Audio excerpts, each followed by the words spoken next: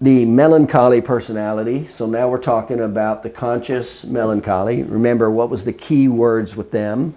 They want to be right. That's the key words with them. So what's the emotional? What's the strengths? Deep and thoughtful, analytical, serious and purposeful, genius prone, talented and creative, artistic or musical, philosophical and poetic, appreciative of beauty, sensitive to others, self-sacrificing, conscious, idealistic. So those are good traits. Now let's go to the negative part of the emotion with the melancholy. Remembers the negatives, moody and depressed, enjoys being hurt, has false humility, off in another world, low self-esteem, has selective hearing, self-centered, too introspective, guilt feelings, persecution complex, tends to hypochondria. So that's the emotional part, the strengths and weaknesses of the melancholy personality.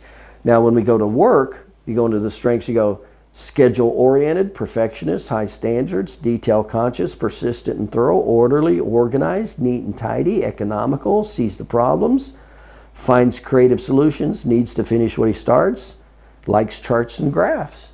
Okay? From the negative part of work, the melancholy personality, not people-oriented, depressed over imperfections, chooses difficult work, hesitant to start projects, spends too much time planning, prefers analysis to work, self-deprecating, hard to please, standards often too high, deep need for approval. Let's go into the negative aspects of the friends. Makes friends cautiously, content to stay in background, avoids causing attention, faithful and devoted, will listen to compliments, can solve others' problems, deep concern for other people, move to tears with compassion, seeks ideal mate.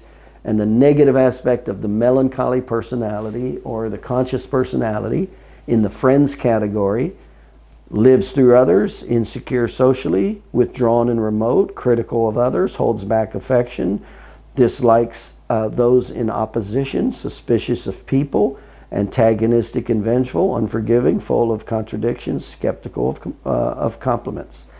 Okay, so let's go. How does this apply to the doctor, the staff, and the patient? Well, if you have a melancholy personality, high melancholy doctor, you got somebody who's really big into details. And I'll just tell you the strengths and weaknesses is one of the strengths is they're really good at details. So they'll get things done that are very organized and systematic and detailed. The bad news when I work with cholerics is they're unbelievably slow to change because they spend so much time in detail. It's very difficult for them to move forward. That's a big problem with melancholy personalities and in a small business. So it depends. If you're trying to grow, the great news is you'll grow and you'll have stability and you'll be able to put systems in place. But melancholy personalities really inhibit themselves because they pay so much attention to the detail, they won't move forward. It's very hard to get a melancholy to move forward. To add this, do that, whatever it is, to grow a business. Okay, so let's go into the staff members. What position is good for the melancholy that has the natural traits? Well, the front desk, it's good if you're detail-oriented with appointments and patients and money. So that really is helpful at the front desk. What if you're the therapist dealing with the therapy and marketing? Well, it's helpful, if you're detailed with relative to helping as a marketing assistant or with therapy. So it's helpful. What it's most helpful for is in the insurance department.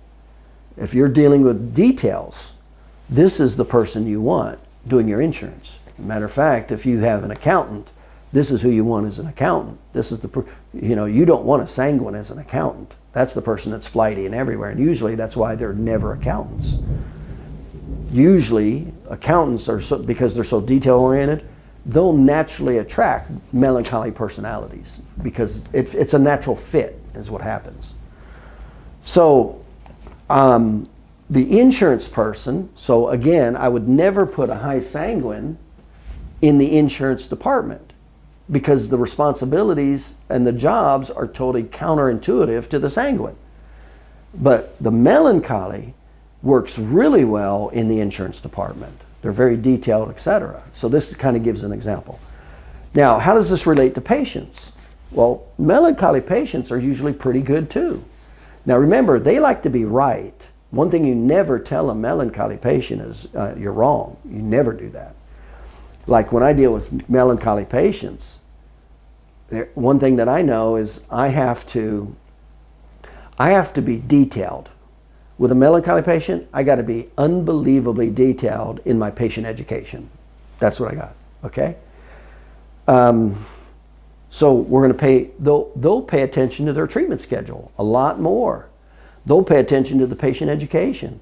They'll pay attention to their budget. Did they pay? Did they not pay? They'll pay a lot more attention to their insurance, what the insurance did and didn't pay. That's what you'll get with the melancholy person, okay? So it's actually pretty good. The melancholy patient is actually generally pretty good if you're giving good detailed information with your patient education or money or time. Now, if you don't, if the doctor and the staff is not well trained in patient education and to be detailed with money or time, this will frustrate that patient. This will frustrate that patient. They will not like that. Okay, so that's a little bit about the melancholy and how it relates. And the same with, remember, it's the same thing with other staff members. If I have a high melancholy personality, I can't put those two personalities on the same category because both of them want to be right. So if they're in the same category, I got to split the category to make them individually allowed to be right. But generally speaking, I don't want to put them in the same category because of that alone. Okay?